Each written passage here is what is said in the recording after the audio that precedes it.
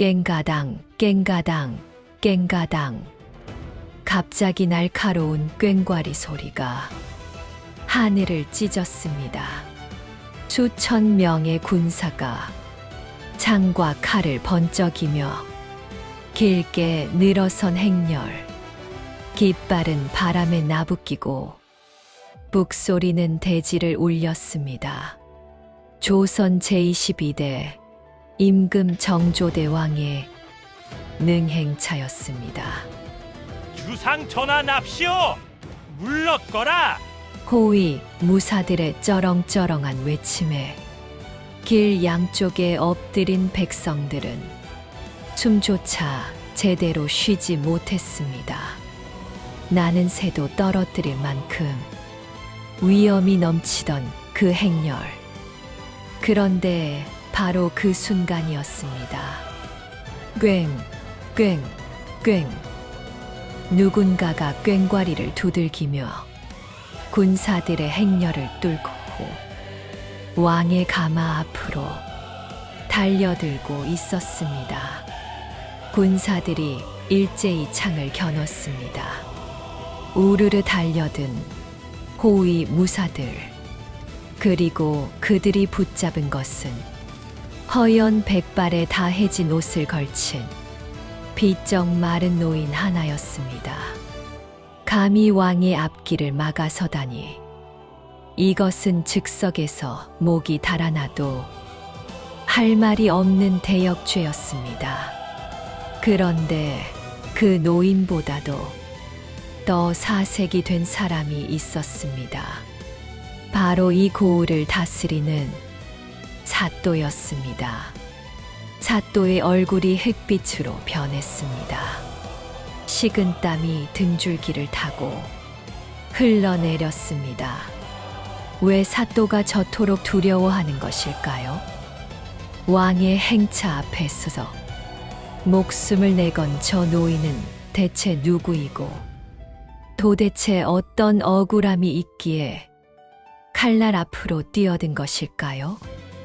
오늘은 정조대왕의 능행차 길에서 벌어진 소름 돋는 사건, 그리고 그 끝에 기다리고 있던 통쾌한 반전의 이야기를 들려드리겠습니다.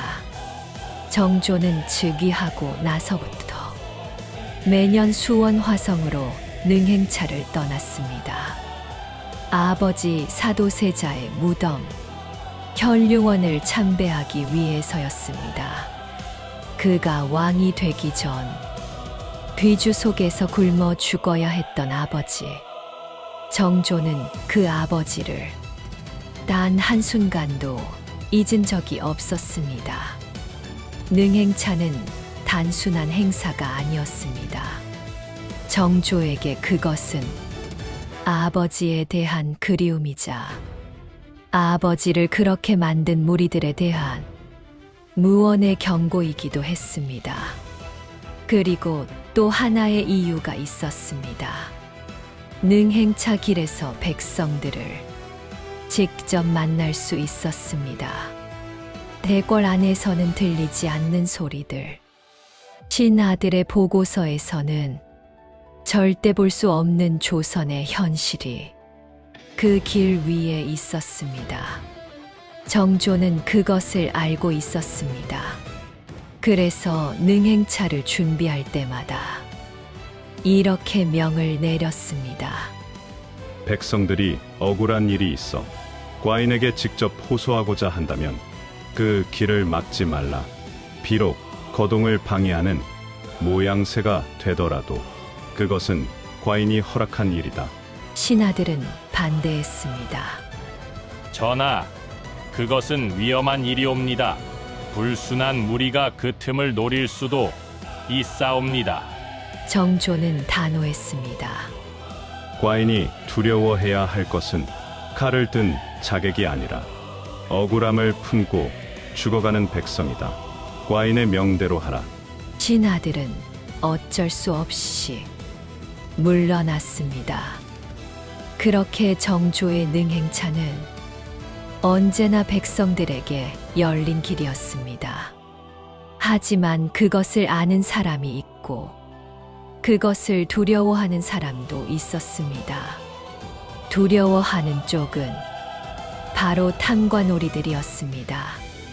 임금의 눈 밖에서 백성들을 쥐어짜던 그들, 능행차가 자기 고을을 지나간다는 소식이 들릴 때마다 그들은 밤잠을 이루지 못했습니다.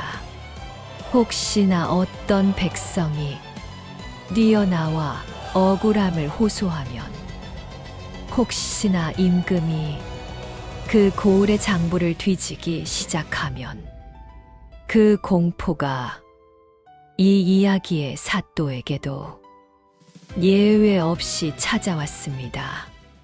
이 이야기의 무대가 되는 고을은 정조의 능행차 길목에 있는 작은 고을이었습니다. 이 고을의 사또, 그를 한마디로 표현하자면 탐욕의 화신이었습니다. 부임하던 날부터 그는 고을을 자신의 것으로 여겼습니다. 백성들의 세금은 반은 관아로 들어가고 반은 사또의 주머니로 들어갔습니다. 장사꾼들은 사또에게 따로 상납을 해야만 장사를 할 수 있었습니다. 농민들은 흉년이 들어도 세금을 깎아주는 일이 없었습니다. 오히려 더 쥐어짰습니다. 사또의 방식은 교묘했습니다. 직접 빼앗으면 티가 나니 법을 이용했습니다. 오래된 문서를 들춰내서 조상 대대로 붙여온 땅이 사실 관아 땅이었다는 주장을 폈습니다. 증거를 대보라 하면 사또가 앞서 말한 오래된 문서, 그게 증거였습니다. 누가 그 문서를 만들었는지는 묻지 않는 게 좋았습니다. 이렇게 빼앗긴 땅이 이 고을에서만 수십 필지였습니다. 백성들은 억울했습니다. 관아에 가서 따지면 사또의 부하들에게 봉견을 당했습니다. 한양에 올라가 상소를 올리려 해도 길을 막았습니다. 돈도 없고 배경도 없는 가난한 백성들에게는 속수무책이었습니다. 그 수많은 피해자 중에 오늘 이야기의 주인공인 노인이 있었습니다. 노인의 이름은 박씨였습니다. 그의 집안은 대대로 그 고을에서 농사를 지어왔습니다. 가난했지만 근면했고 작은 논밭을 일구며 꿋꿋하게 살아왔습니다. 그 논밭이 어느 날 갑자기 관아 소유라고 선포되었습니다. 여기 보시오. 이 문서에 분명히 관아 소유로 기록되어 있소. 사또의 부하가 내민 문서. 박씨 노인은 두 눈으로 똑똑히 보았습니다. 하지만 그를 제대로 읽지 못하는 노인에게 그 문서가 진짜인지 가짜인지 알 방법이 없었습니다. 말도 안 됩니다. 우리 아버지, 그 아버지의 아버지 때부터 우리 집 논밭이었소. 노인이 항의했습니다. 문서가 이러한데 무슨 말이 더 필요하오? 다음 달까지 논밭을 비우시오. 차갑고 단호한 말이었습니다. 노인의 아들이 나섰습니다. 젊고 기운이 넘치는 아들은 아버지보다 더 격하게 항의했습니다. 이건 도둑질이오. 사또가 백성의 것을 빼앗는 도둑이란 말이오. 그것이 화근이었습니다. 사또의 분노가 폭발했습니다. 저 자를 당장 잡아들여라. 감히 관아에 대들다니 영모를 꾀하는 것이 분명하다. 영모, 그 무시무시한 단어 하나가 노인의 아들을 옥에 쳐넣었습니다. 그것도 모자라 그 광경을 보고 울음을 터뜨리던 어린 손자까지 함께 끌려갔습니다. 아이는 잘못이 없소. 아이만은 놔주시오. 노인이 매달렸지만 사또의 부하들은 노인을 발로 걷어차며 내던졌습니다. 논밭을 잃고 아들을 잃고 손자마저 잃은 노인, 거기다 아들과 손자는 옥에서 날마다 매를 맞고 있다는 소문이 들려왔습니다.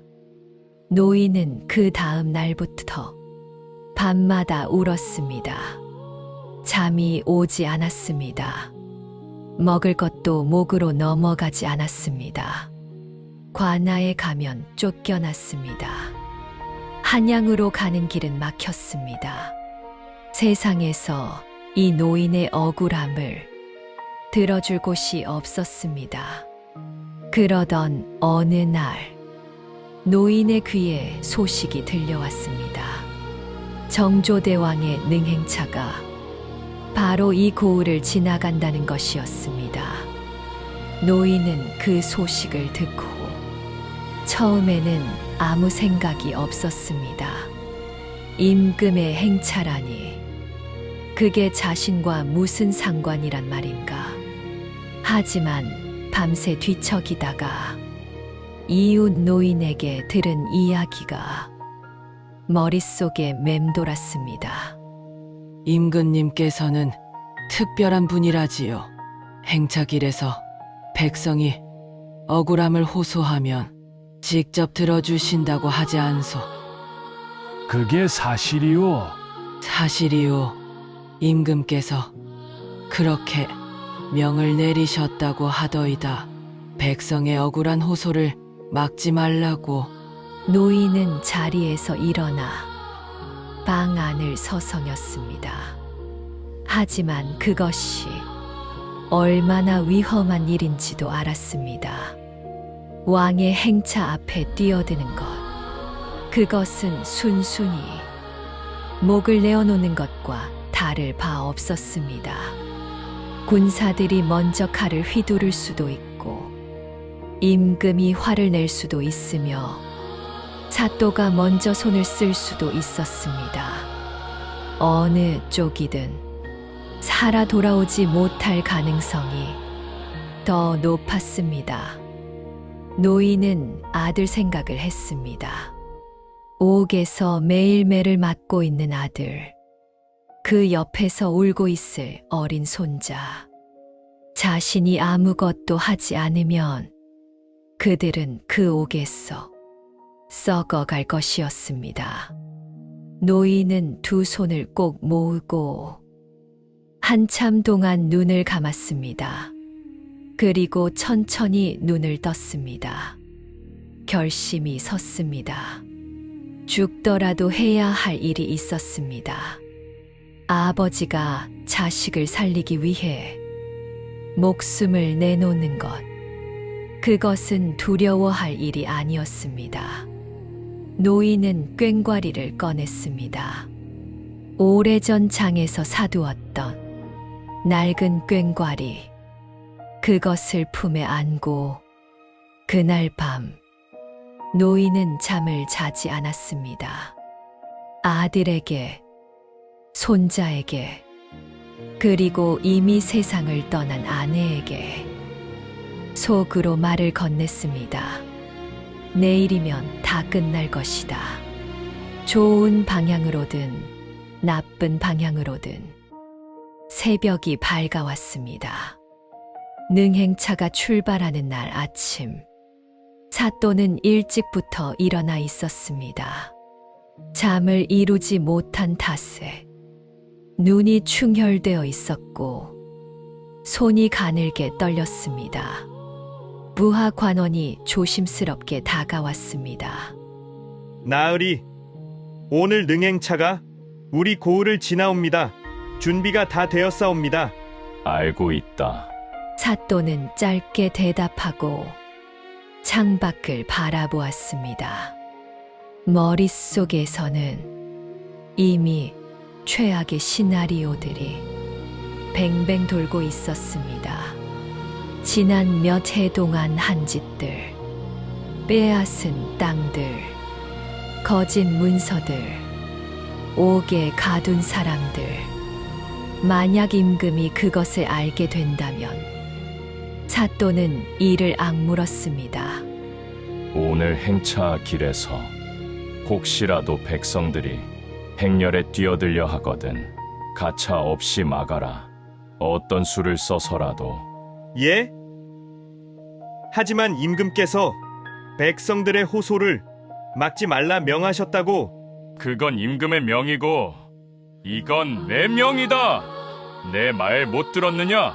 부하 관원은 몸을 움츠리며 고개를 끄덕였습니다. 사또는 다시 창밖을 바라봤습니다. 그런데 이상하게도 불안감이 가시지 않았습니다. 정조는 예사 임금이 아니라는 것을 사또도 알고 있었습니다. 직접 암행어사를 파견하고 신하들의 보고를 그냥 믿지 않으며 자신이 직접 확인하기를 좋아하는 왕. 게다가 이번 능행차를 앞두고 이미 암행어사가 파견되었다는 소문이 돌았습니다. 그 암행어사가 혹시 이미 이 고을을 다녀간 것은 아닐까. 사또는 속이 바짝바짝 타들어갔습니다. 나으리, 곧 행렬이 도착합니다. 나가셔야 합니다. 사또는 천천히 자리에서 일어났습니다. 관복을 여미고 갓끈을 메고 최대한 태연한 표정을 만들었습니다. 하지만 심장은 쉴 새 없이 두근거렸습니다. 길 양쪽에 엎드린 백성들, 그 수많은 얼굴들. 사또는 그 얼굴들을 똑바로 보지 못했습니다. 자신이 무슨 짓을 했는지 너무 잘 알았으니까요. 주상 전하 납시오. 물러거라. 호위 무사들의 외침이 울렸습니다. 땅에 엎드린 백성들. 아무도 고개를 들지 못했습니다. 정조의 가마가 천천히 길을 나아갔습니다. 호위 군사들이 행렬 앞뒤를 단단히 지켰습니다. 바로 그 순간이었습니다. 꽹, 꽹가당. 날카롭고 요란한 꽹과리 소리가 그 엄숙한 정적을 산산조각 냈습니다. 군사들이 일제히 소리 나는 쪽을 돌아봤습니다. 인파 속에 서서 한 노인이 꽹과리를 치며 행렬 쪽으로 달려오고 있었습니다. 막아라. 군사들이 우르르 달려들었습니다. 하지만 노인은 물러서지 않았습니다. 엎드린 백성들 사이를 뚫고 또 뚫으며 가마를 향해 돌진했습니다. 전하, 억울한 백성이 있사옵니다. 들어주시옵소서. 노인의 목소리가 터져 나왔습니다. 군사들이 노인을 붙잡았습니다. 땅에 내동댕이 쳐진 노인. 하지만 노인은 땅에 엎드린 채로도 소리를 멈추지 않았습니다. 전하, 소인의 억울함을 들어주시옵소서. 사또의 얼굴이 순식간에 흙빛으로 변했습니다. 저 노인이 누구인지 사또는 한눈에 알아봤습니다. 땅을 빼앗기고 아들과 손자가 옥에 갇힌 바로 그 노인이었습니다. 사또는 부하에게 눈짓을 보냈습니다. 하지만 그때는 이미 가마의 발이 거치고 있었습니다. 가마의 발이 거쳤습니다. 붉은 골룡포를 입은 정조가 직접 걸어 나왔습니다. 그 순간 행렬 전체가 완전히 멈췄습니다.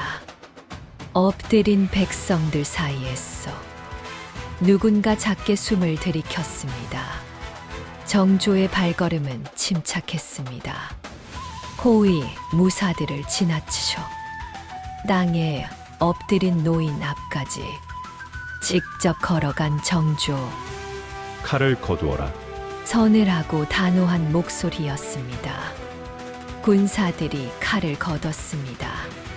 정조는 땅에 엎드린 노인 앞에 서서 걸음을 멈췄습니다. 고개를 들어라. 노인은 떨리는 몸으로 천천히 고개를 들었습니다. 눈물과 흙먼지가 범벅이 된 얼굴, 주름이 깊게 팬 이마, 두려움과 간절함이 뒤섞인 눈빛. 정조는 그 눈빛을 정면으로 마주쳤습니다. 백성이 왕에게 억울함을 호소하고자 목숨을 걸고 나왔거늘 어찌 무력으로 막는단 말이냐? 정조의 말 한마디가 사또의 가슴에 비수처럼 꽂혔습니다. 정조가 노인에게 온화하지만 단호하게 물었습니다. 내 사연이 무엇이기에 참 수영을 각오하고 과인의 앞길을 막아서느냐? 숨김없이 모두 고하거라. 노인은 이마를 땅에 찌우며 울음을 터뜨렸습니다.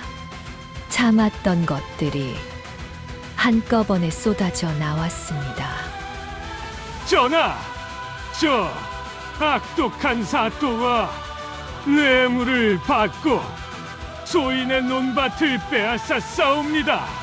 조상 대대로 붙여온 논밭을 거짓 문서를 만들어 과나 소유라 우기면서 노인의 목소리가 갈라졌습니다. 그것도 모자라 억울하다며 항의하는 소인의 아들과 어린 손주를 영모에 누명을 씌워 옥에 가두어 싸웁니다. 날마다 매질을 당하고 있다 하니 아비의 마음이 갈기갈기 찢어지옵니다. 노인의 절규에 엎드려 있던 백성들 사이에서 훌쩍이는 소리가 여기저기서 터져 나왔습니다. 부디 소인의 아들과 손주를 살려주시옵소서. 전하만이 이 억울함을 풀어주실 수 있사옵니다. 정조는 아무 말 없이 그 절규를 끝까지 들었습니다. 노인의 말이 끝났습니다. 정조의 시선이 서서히 사또를 향했습니다. 사또는 그 시선과 마주치는 순간 다리가 풀리는 것을 느꼈습니다. 사또가 나섰습니다. 전하, 오해이옵니다. 저 미치광이 노인의 헛소리이옵니다. 소신이 어찌 감히 백성의 것을 입을 다물라. 정조의 목소리가 낮아졌습니다. 낮아질수록 더 무서웠습니다. 암행어사가 이미 내 놈의 장부를 모두 확보해 두었다. 사또의 얼굴이 얼음장처럼 굳었습니다. 거짓 문서가 몇 건인지, 빼앗은 땅이 몇 필지인지, 내 주머니에 들어간 돈이 얼마인지 모두 기록되어 있다. 사또의 두 다리가 떨리기 시작했습니다. 소신은 여봐라. 정조의 목소리가 행렬 전체를 울렸습니다. 저 탐관오리의 관복을 벗기고 당장 하옥하라. 또한 노인의 빼앗긴 논밭을 즉각 돌려주고 옥에 갇힌 노인의 아들과 손자를 지금 당장 풀어주어라. 전하, 전하! 제발 한 번만 용서해 주시옵소서. 소신이 잘못했사옵니다. 사또는 무릎을 꿇고 빌었습니다. 하지만 이미 늦었습니다. 군사들이 사또의 관복을 벗겼습니다. 가시 땅에 굴렀습니다. 관복이 벗겨졌습니다. 방금 전까지 이 고울을 쥐고 흔들던 사또가 죄인의 몰골로 땅바닥에 쓰러졌습니다. 엎드려 있던 백성들 사이에서 소리가 터져 나왔습니다. 만세! 만세! 처음에는 한 사람이었습니다. 그 다음에는 2사람, 그 다음에는 10사람, 그리고 순식간에 고을 전체가 울리는 함성이 되었습니다. 전하 만세! 만세! 만세! 정조의 어명이 떨어지자 일사천리로 일이 처리되었습니다. 가장 먼저 옥문이 열렸습니다. 노인의 아들이 비틀거리며 걸어 나왔습니다. 매를 맞아 성한 곳이 없었습니다. 얼굴은 부어 있었고 눈 주위는 검게 멍들어 있었습니다.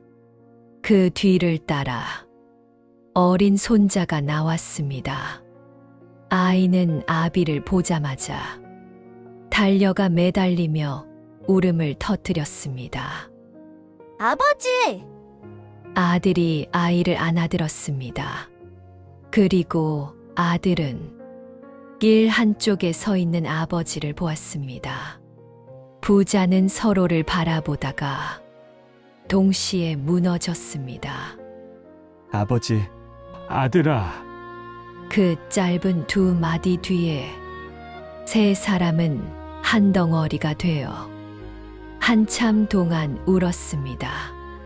빼앗긴 논밭은 돌아왔습니다. 억울하게 씌워진 영모의 누명도 말끔히 씻겼습니다.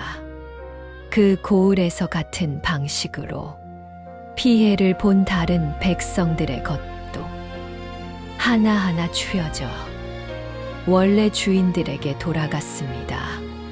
그리고 사또는 포박된 채 한양으로 압송되었습니다. 가는 길 내내 백성들의 시선을 받았습니다. 그 시선들이 어떤 것이었는지는 굳이 말하지 않아도 아실 것입니다. 일이 모두 처리되고 나서 정조는 다시 노인을 불렀습니다. 노인은 아들과 손자의 손을 잡은 채 정조 앞에 엎드렸습니다. 전하의 은혜가 하늘과 같사옵니다. 정조는 노인을 일으키게 했습니다. 아비가 자식을 살리려는 그 마음이 얼마나 컸으면 칼날 앞을 달려들었겠느냐. 정조의 목소리는 아까와 달리 부드러워져 있었습니다. 그 용기가 없었다면 과인은 영영 이 고을에서 무슨 일이 벌어지고 있는지 알지 못했을 것이다. 노인은 고개를 저었습니다. 소인은 그냥 아비였을 뿐이옵니다. 전하, 그게 맞다. 정조가 말했습니다. 아비이기 때문에 할 수 있는 일이었다. 어떤 장수도 자식을 살리기 위한 아비의 그 마음만큼 용감할 수는 없다. 노인의 눈에서 또 눈물이 흘렀습니다. 정조는 손자를 바라봤습니다. 겁에 질린 눈으로 정조를 올려다보는 아이. 정조가 아이에게 가까이 다가가 낮게 앉아 눈높이를 맞췄습니다. 이 아이의 이름이 무엇이냐? 복동이라 하옵니다. 전하, 복동이. 정조가 아이의 이름을 불렀습니다. 나쁜 일은 다 끝났다. 이제 할아버지 손잡고 집에 가거라. 아이는 잠시 정조를 바라보다가 꾸벅 절을 했습니다. 정조가 씩 웃었습니다. 그리고 자리에서 일어나며 수행하던 신하들을 향해 조용히 말했습니다.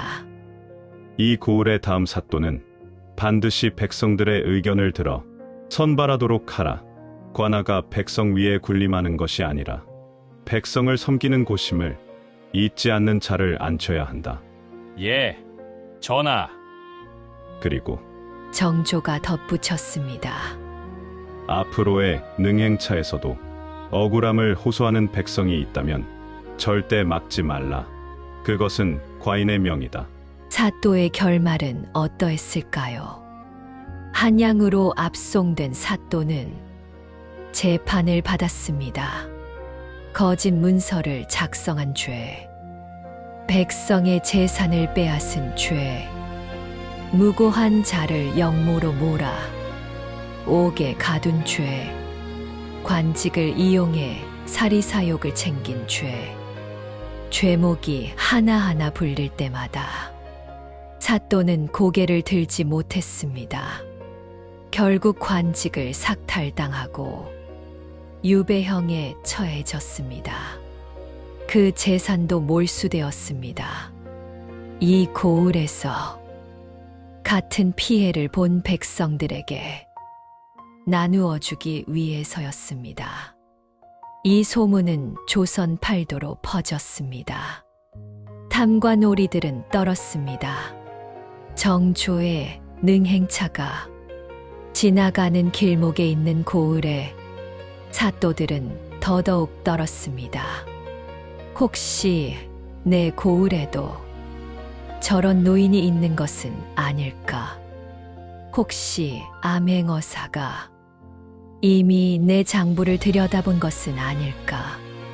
그 두려움이 일부 탐관오리들을 스스로 물러나게 만들었고, 일부는 뒤늦게나마 빼앗은 것을 돌려주기 시작했습니다. 한 노인의 용기가 조선 전체를 조금씩 바꾸어간 것입니다. 노인의 집안은 그 뒤로 어떻게 되었을까요? 돌아온 논밭에 서서 노인과 아들은 다시 농사를 지었습니다. 전과 다른 것이 있다면 이번에는 손자도 곁에 있었습니다. 복동이는 무럭무럭 자랐습니다. 아버지에게 글을 배우고 할아버지에게 농사일을 배우며 마을에서 가장 씩씩한 아이가 되었습니다. 복동이가 좀 더 자란 뒤에 이런 말을 했다고 합니다. 아버지, 저는 나중에 임금님처럼 백성을 위해 일하는 사람이 되고 싶어요. 아버지는 눈가를 닦으며 이렇게 말했습니다. 그래, 그렇게 될 거라. 할아버지가 제일 기뻐하실 것이다. 노인은 그 이야기를 듣고 오랜만에 환하게 웃었습니다. 억울함이 풀리고 아들과 손자를 되찾은 뒤에도 한동안은 웃지 못했던 노인이었습니다. 손자의 말 한마디가 그 굳었던 표정을 녹여준 것입니다. 정조는 그 뒤로도 수차례 능행차를 이어갔습니다. 그 길 위에서 그는 언제나 낮은 곳에서 올라오는 소리에 귀를 기울였습니다. 가장 높은 곳에 앉아 있는 사람이 가장 낮은 곳으로 내려가 진심으로 귀를 열었을 때 세상이 어떻게 바뀔 수 있는지를 정조는 그 능행차 길에서 몸소 보여주었습니다. 착한 사람이 억울하게 당하면 반드시 하늘이 알고 악한 자의 횡포는 반드시 그 대가로 돌아온다는 것. 백발노인이 목숨을 걸고 꽹과리를 치며 달려나왔던 그 순간 하늘도 그 용기에 응답했습니다. 아비가 자식을 살리려는 마음, 그리고 왕이 백성을 지키려는 마음, 그 두 마음이 만났을 때 세상은 조금씩 더 나은 곳이 됩니다. 오늘 정조대왕의 일화를 통해 보셨던 그 오래된 이치를 다시 한번 가슴에 새겨보시기 바랍니다. 착하게 살면 반드시 복이 오고 억울함은 반드시 풀리는 날이 온다는 것. 변하지 않는 그 진리가 당연한 세상이 될 것이라 믿습니다. 이어서 오늘 이야기의 주제곡 하늘을 울린 꽹과리도 많은 감상 부탁드립니다. 지금까지 들어주셔서 진심으로 감사드립니다.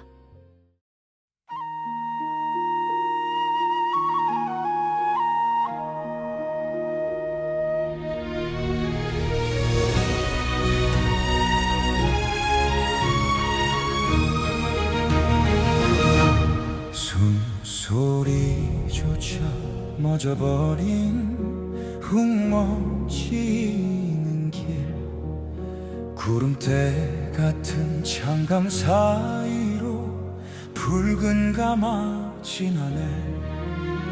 찢어진 도포 자락에 낡은 병과리 하나 품고서 백발의 아비는 목숨을 걸고 그 앞을 막아섰네.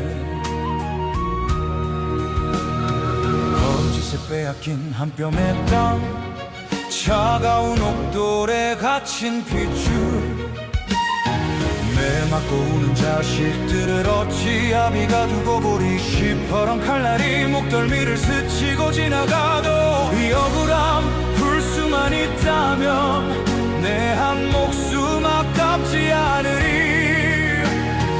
호위무사의 고함 소리에 하늘이 무너지던 찰나, 가마의 발이 거치고 서늘한 오명이 내려왔네.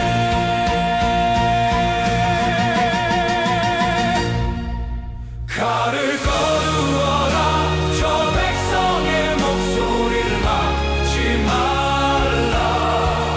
가장 높은 곳에서 내려와 흙 묻은 손을 잡아주시네. 벼락 같은 호통에 담과 놀이 벌벌 엎드리고 피눈물 쏟던 노인의 주름에 따뜻한 단비가 내리네. 열린 옥문 사이로 절뚝이며 걸어 나오는 아들, 아래 비품에 안겨 엉엉 어린 핏줄기. 억울함은 눈 녹듯 사라지고 맺진 않은 웃음이 되니 이 나라의 하늘은 대궐이 아니라 백성의 머리 위에 있었네. 아비를 살리는 자식의 마음, 자식을 지키는 아비의 용기, 그리고 그 모두를 품어 안는 진정한 어버이의 길. 수천 명의 호위보다 단단한 백성의 환호 속에서 위대한 발걸음은 다시 거침없이 나가네. 칼을 거두어라, 저 백성의 목소리를 막지 말라.